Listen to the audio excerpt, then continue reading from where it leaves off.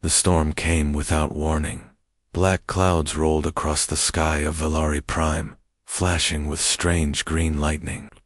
Wind howled over the cliffs, shaking the trees and lifting the red sand into the air. A single ship cut through the sky, smoke trailing from its engines. Callan Ward, a human pilot from Earth, gritted his teeth. Warning lights blinked across the cockpit. Sparks flew from the dashboard. He fought the controls, trying to steady the ship, but it was no use. The ship was going down. Brace for impact, he muttered to himself. The crash was violent. Metal tore through rock. Fire lit the canyon below. When the smoke cleared, Callan was still alive, but barely. Blood ran down his arm. His leg was twisted, but not broken. He grabbed his emergency pack and limped away from the wreckage. He had no idea where he was. No signal, no map. Just wind, heat, and an endless stretch of cliffs and glowing red trees. He needed shelter. Fast, hours passed as he climbed through sharp rocks and dense vines. Just as the suns began to set, he saw something half buried behind a waterfall. A building? Old, cracked, carved from stone, covered in thick moss and glowing blue symbols. A temple. Callan pushed open the heavy doors. Inside, the air was still, cold. Dust floated in the light that came through the ceiling. Strange statues lined the walls. In the center stood a pedestal, and in that pedestal, a sword. It pulsed with soft blue light. The blade was wide, heavy, and ancient. Symbols ran down its edge. It felt alive. Callan didn't know this was sacred ground. He didn't know this was a Valari burial shrine. He didn't know the sword belonged to a warlord who had died only days ago. All he knew was that something was coming. He heard it, the distant sound of movement, voices. He needed a weapon. Without hesitation, he grabbed the hilt and pulled. The sword slid free with a deep hum. The pedestal lit up. A gust of wind rushed through the room. The temperature dropped. Callan turned to the doorway and froze. A group of tall figures entered, armored, silver helmets, glowing blue eyes. At their center stood a woman. She didn't wear a helmet. Her long black hair flowed behind her. Her skin shimmered like silver stone. She held no weapon, but her eyes, those eyes were full of fire. She looked at Callan, then at the sword in his hands. She stepped forward, slowly, like a storm in human form. Listen, a daughter of the fallen warlord, leader of the Valari Flame Guard. Her voice was soft, but it cut through the silence like a blade. You touched my father's blade, she said. Callan blinked. I didn't mean to. I needed protection. Silence. She walked closer, eyes locked on the sword. That blade is not yours, she whispered. It belonged to the blood of my blood. Only one who carries his fire may touch it. Callan stepped back, raising his hands. I swear, I didn't know. Lysera's hand clenched into a fist. The sword chose you. That cannot be undone. He didn't understand.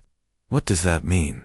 Behind her, one of the guards spoke in their native tongue, angry, confused. Lysera closed her eyes, took a breath, then looked up at him. By our law, she said, if a man takes the sword of a fallen chieftain, he must take the chieftain's daughter as his mate.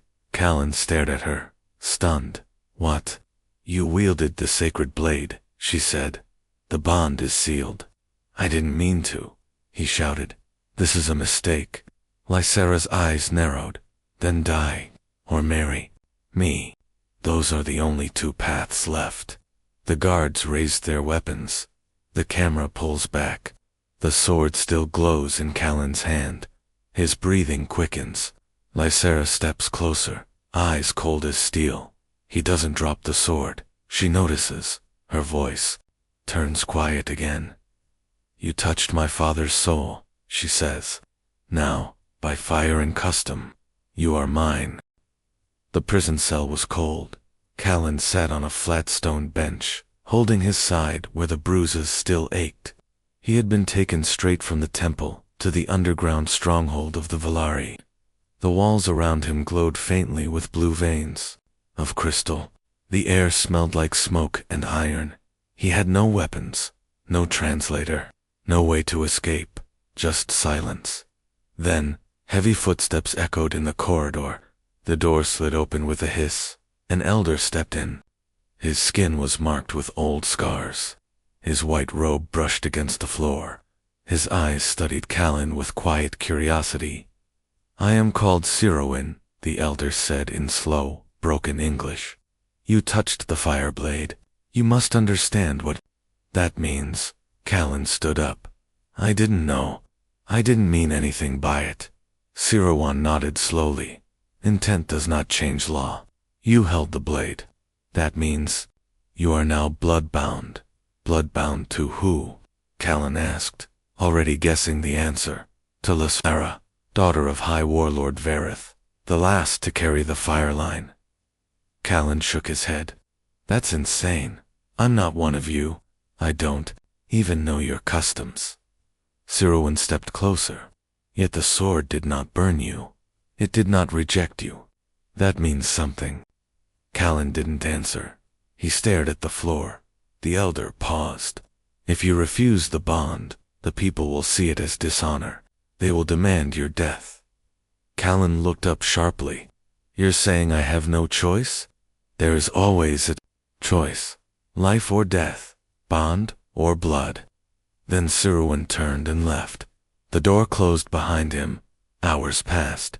Callan tried to rest, but the pain in his leg kept him awake. So did the memory of her eyes, the fire in them, the sadness behind them. When the door opened again, it wasn't Sirowin who entered. It was Lysera. She didn't speak at first. She just stood there, arms crossed, face unreadable. She had removed her armor. Her long black hair was braided back. Her cloak shimmered with silver threads. She looked both royal and deadly. Callan stood, unsure. "You do not look like a warrior," she said. "I'm a pilot," he answered. "From Earth." "I know of Earth," she said. "Your kind moves fast, talks loud, fights dirty." "Nice to meet you too," Callan muttered. She took a step forward. "You pulled my father's blade from the stone. That sword is sacred. It is not a tool. It is not a weapon. It is a symbol of our soul." "I was trying to survive," Callan replied. "There were voices outside. I thought I was about to be attacked." "You were," she said, "but not by monsters, by us." He blinked. "And now I'm supposed to marry you." Lysera's eyes narrowed. "I do not want this bond either, but I will follow the law." He stared at her. "Then why are you here?" She hesitated, then said quietly, "Because I wanted to see what kind of fool the sword chose." Callan looked away. "You think I'm weak?" "I think you are strange, soft, but not weak." Her voice softened. "My father was a strong man, too strong. He built walls around his heart. He never allowed love, only duty. I was raised in that shadow." Callan met her eyes again. "Do you believe in this bond?" "I believe in choices," she said. "And soon, I will make mine." She turned and left. This time, she didn't close the door fully. Later that night, Callan was led out of the cell. 2 guards marched him through the stone halls, past chambers lit with fire and carvings. They entered a grand circle room. Hundreds of Valari stood around the edge, watching. At the center was a glowing arena of sand and fire. Sirowin stood beside a tall stone arch. Lysera was already there. He heard Sirowin's voice echo through the hall, to prove his soul worthy of the blade. And of the bond, the outsider must pass the 3 trials. If he fails, he dies. If he wins, he becomes one of us. Callan took a deep breath. "And if I win, what happens with Lysera?" The elder looked at him. "She may still choose to reject you, but the people will not." The crowd began to chant. The trial had begun. Callan stepped forward. Lysera watched from the shadows. Her face was calm, but something in her eyes had changed. A small flicker of interest, or maybe, hope. The arena was silent. Only the wind howled through the open ceiling as Callan Ward stood barefoot in the sand. His shirt had been taken. His wounds were still fresh from the crash. His eyes scanned the glowing blue symbols carved into the floor. Around him, hundreds of Velari stood watching. Above them all sat Lysera, seated on a high stone platform. Her face was unreadable, but her eyes never left him. Elder Siruan stepped into the center of the circle. He raised his hands and spoke. By ancient law, the outsider who wields the fire blade must prove himself. 3 trials: body, mind, and soul. The crowd murmured. Serun turned to Callan. The first trial is the trial of fire. You will face what you fear. You will face it alone. The floor cracked. Flames rose in a perfect circle around Callan, cutting him off from everyone else. The heat hit him like a wave. The arena vanished into smoke. Then came the sound, a growl. Something stepped from the smoke. It had 4 legs, a wide body, and burning eyes. Its skin shimmered like lava. Its breath hissed against the air. A Velari flame beast. Callan's heart pounded. No weapons, no armor, just bare hands and instinct. The beast charged. Callan dove to the side, rolling across the hot sand. Pain shot through his ribs. He scrambled to his feet, just as the creature swung its tail. It missed his head by inches. He remembered his training. Not combat, but survival. He grabbed a handful of sand and threw it at the beast's face. It roared, stunned for a second. Callan ran forward, climbed onto its back, and wrapped his arm around its thick neck. The flames burned his skin, but he held on. The beast thrashed, screamed, slammed against the wall of fire, and then it stopped, panting. Callan stood over it, shaking. Smoke curled from his arms. The fire vanished. Silence. Then the crowd erupted in cheers. Serun raised his hand. He has passed the trial of fire. Callan dropped to his knees. Lysera stood slowly. She looked at the scars on his arms, the burns, the blood, and she did not smile, but her eyes softened, just a little. 2 days later, Callan stood before a large hangar carved into the cliffs. Inside rested a half-broken ship Velari made, but gutted and rewired. Serun explained the second challenge, the trial of sky. Take this ship, fly through the storm spiral, survive. Callan stared at the storm swirling in the sky. Thunder cracked in the distance. He nodded. He didn't say a word. He climbed into the cockpit. The storm hit hard. Winds tossed the ship side to side. Lightning flashed through the clouds. Systems sparked. The controls shook in his hands. Callan fought to steady it. The dashboard blinked red. One engine failed. A wing took damage. He flipped switches, rerouted power, whispered to the ship like it was a wounded friend. I know you're old, he said softly, but I need you. Just a little longer. The ship dove into the heart of the spiral. Everything went black. Then, white dot, then clear again. He broke through the clouds. The sky opened. The sun shone on his face. He laughed, tired, alive. He turned the ship back and landed. The Velari were waiting. No cheers this time, just silence. Then, Siruan spoke. The trial of sky is complete. The outsider has faced fire. He has claimed the wind. One trial remains. Callan stepped out of the ship, covered in sweat and oil. He looked up. Lysera stood at the edge of the crowd.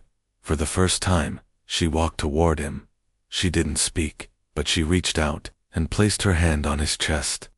Just for a second, then she walked away. That night, Callan sat alone by a fire. He thought about Earth, about the war he had left, the squad mates who were gone, the silence in his head when everything else had burned. Now he was here, on a world that wanted to kill him, facing trials from a people who did not trust him. fighting for a bond he did not choose. But somehow, he didn't feel alone. The wind shifted. Lysera stepped out of the shadows. She sat across the fire from him. They didn't speak for a while, just silence, just warmth. Then she said softly, "You fight without pride, but not without honor." Callan looked at her. "I didn't come here to be anyone's hero," he said. "I just didn't want to die." Lysera nodded. "That's how most of our heroes begin." She stood, turned to leave, then stopped. "You have one trial left," she said. "The hardest of all." Callan raised an eyebrow. "What is it?" She looked over her shoulder. "Your soul." She disappeared into the dark, and Callan felt the fire grow just a little warmer. The fire crackled softly. Callan sat beside it, staring into the flames. His skin was marked with burns, bruises, and the dull ache of exhaustion. But inside, something else had started to burn. Something quiet. Something he hadn't expected. He wasn't just surviving anymore. He was changing. The third trial had been delayed. Siruan said the last trial would not come with a warning. It would arrive when the soul was ready. So Callan waited, and during that time, Lysera came to him, not in anger, not in duty, but in silence. One night, she sat beside the fire, across from him. She didn't wear armor, just a simple wrap of soft gray cloth, and a silver necklace that glowed faintly in the dark. He noticed her eyes were tired, not from battle, but from years of carrying something heavy.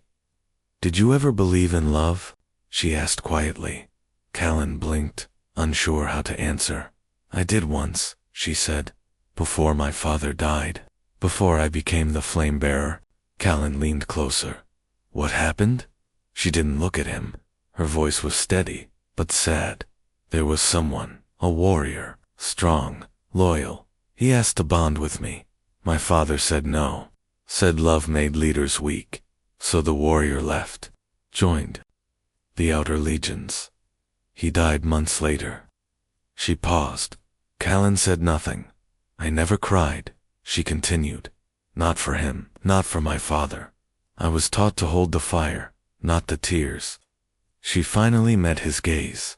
"But now, I see you. You bleed. You fall. You struggle. And yet, you stay." Callan spoke gently.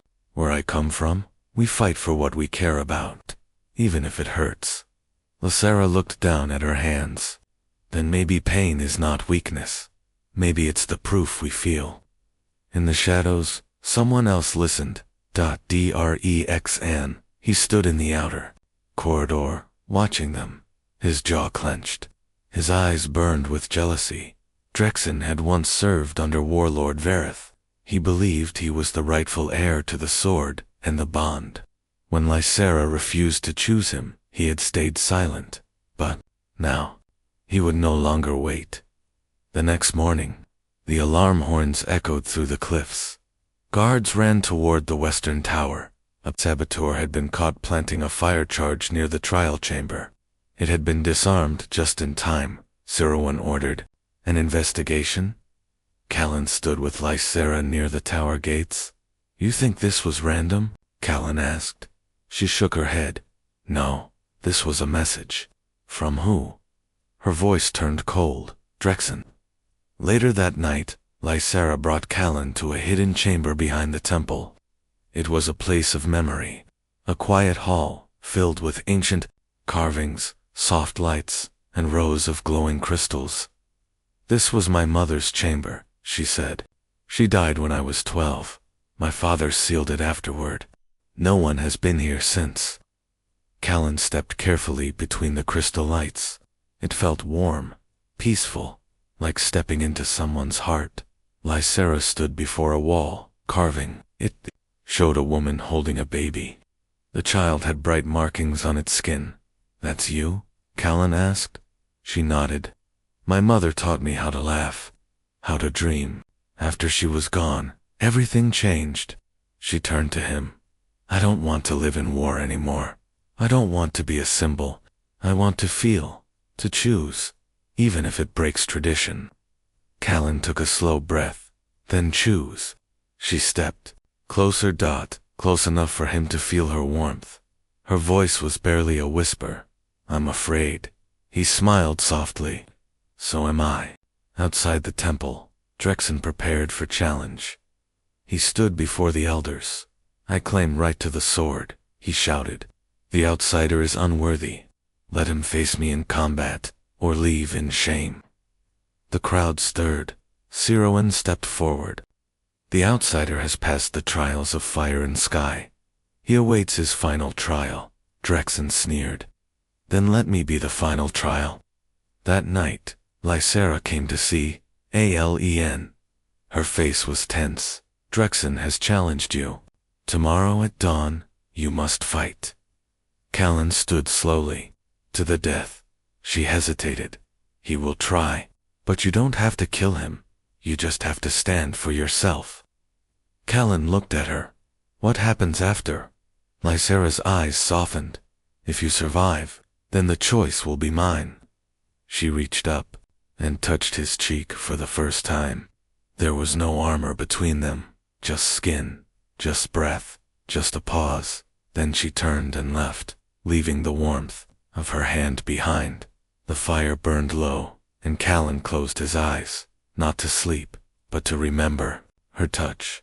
The war had brought him here, but something else would make him stay.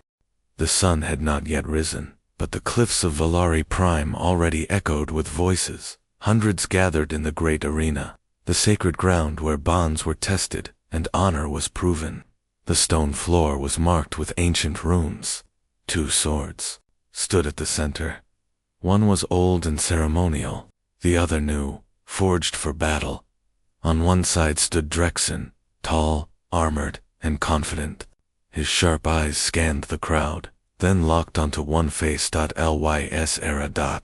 She stood with the elders. Her face was calm, but her fingers curled tightly at her side. On the other side, Callan stepped forward. No armor, no shield, just a sleeveless tunic, a bandaged arm, and steady eyes. The crowd grew quiet. Elder Siruan raised both hands. By the law of fire and blood, today we witness the final trial, a duel of honor. If Callan falls, the sword returns to Valari hands. If he stands, the bond shall remain. Drexen smiled coldly. I do not plan to let him stand. Callan didn't answer. He stepped into the circle and took the ceremonial sword. It was heavier than he expected, but it fit his grip like it belonged. Siroan gave the signal. The trial began. Drexen moved first. His blade swept forward with deadly speed, striking high. Callan blocked, the force shaking his arms.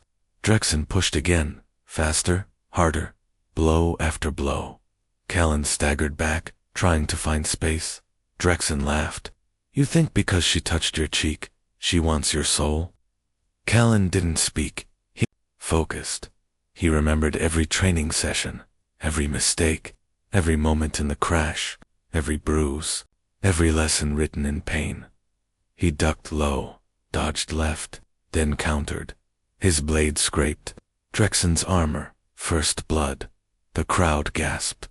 The duel raged on. Sand kicked into the air. Sparks flew as swords clashed. Callan fought with skill, but also with something deeper. He fought like someone who had nothing left to lose, and something worth staying alive for. Drexen grew angry. He charged, knocking Callan to the ground. His sword came down. Callan rolled, grabbed a stone, and smashed it into Drexen's leg. Drexen shouted in pain. They both rose, breathing hard. Sweat poured down their faces. Their eyes locked in that moment. Callan saw the truth. Drexen wasn't just fighting to win.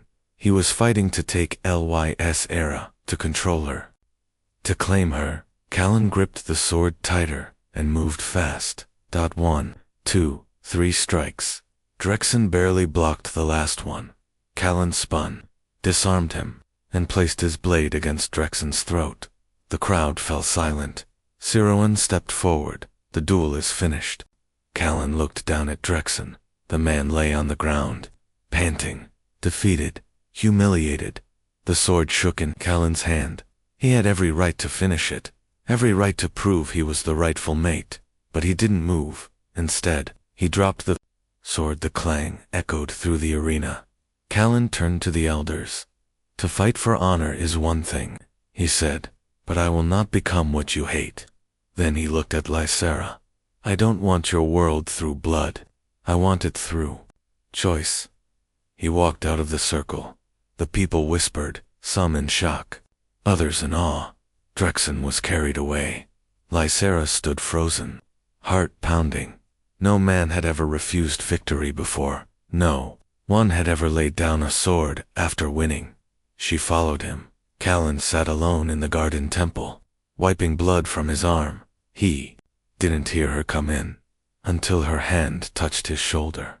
You won, she said softly. I didn't feel like it. She sat beside him. You made a choice, one no warrior has ever made. He looked at her. Will the bond still hold? She didn't answer right away. Then she whispered, only if I choose it. She reached into her cloak and pulled out a small flame-shaped pendant. It glowed orange in the moonlight. She placed it in his hand. This was my mother's. It is passed only to the one we give our heart to. Callan's breath caught. I thought I was just a stranger to you, he said. You were, she replied. Now you are something else. She leaned forward, and for the first time, their lips met.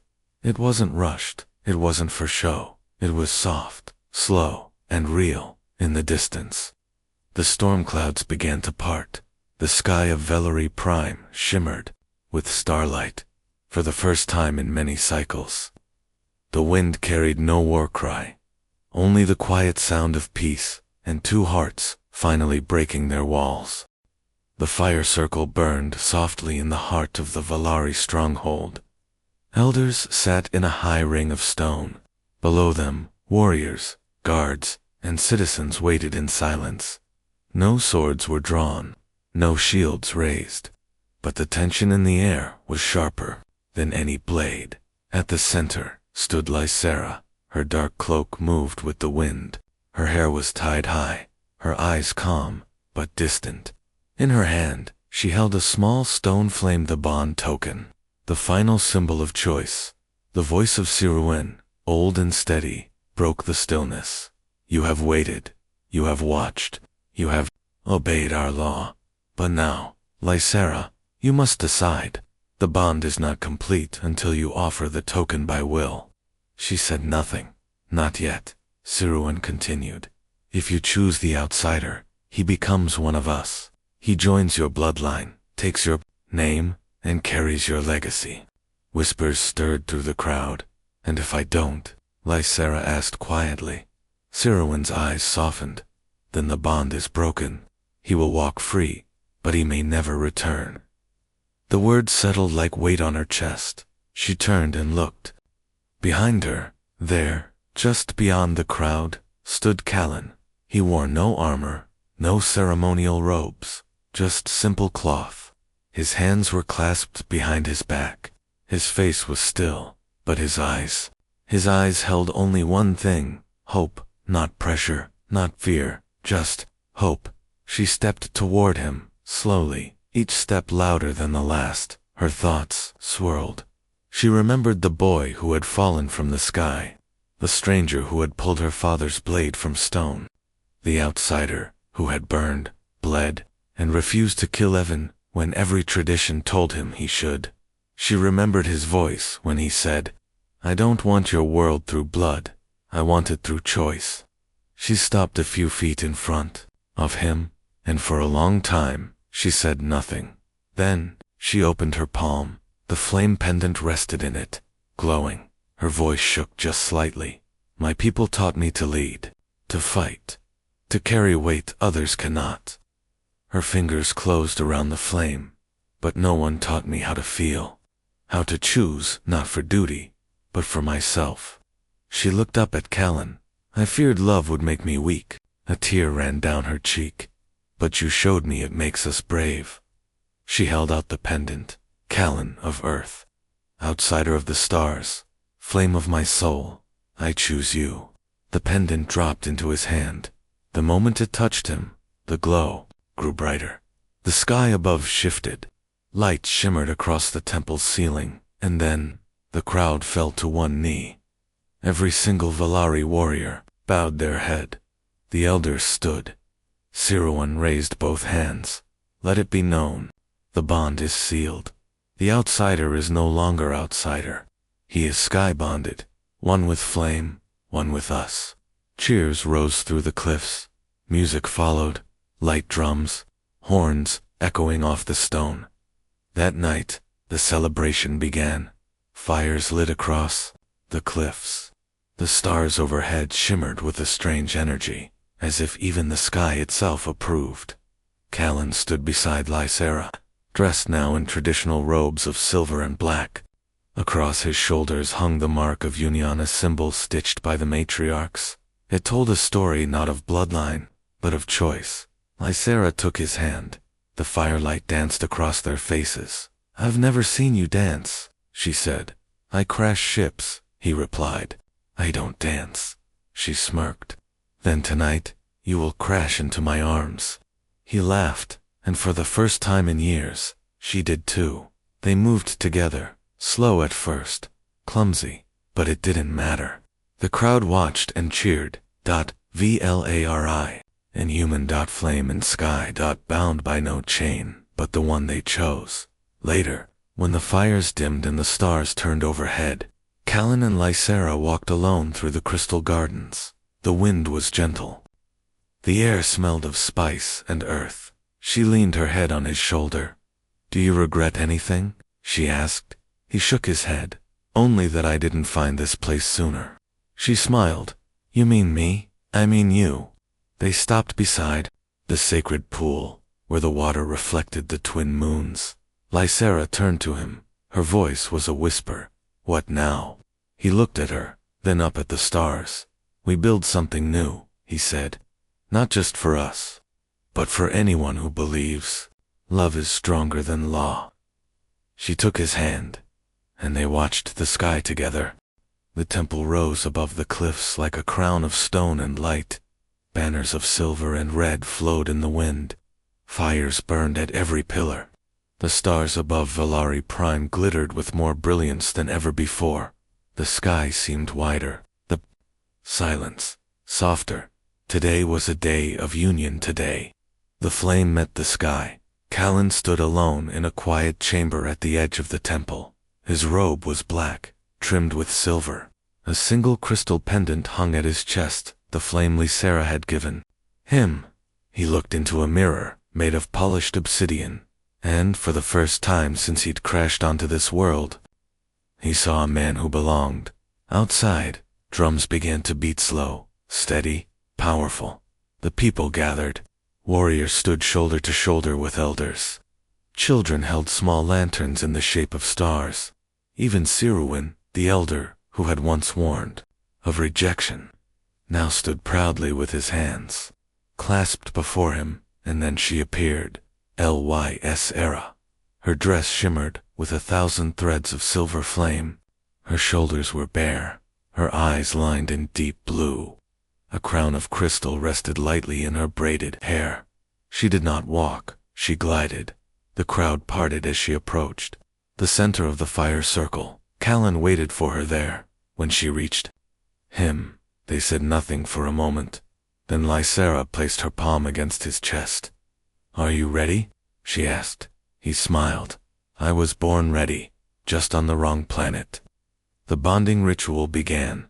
Siruan stepped forward and raised a staff of woven firewood and sky crystal.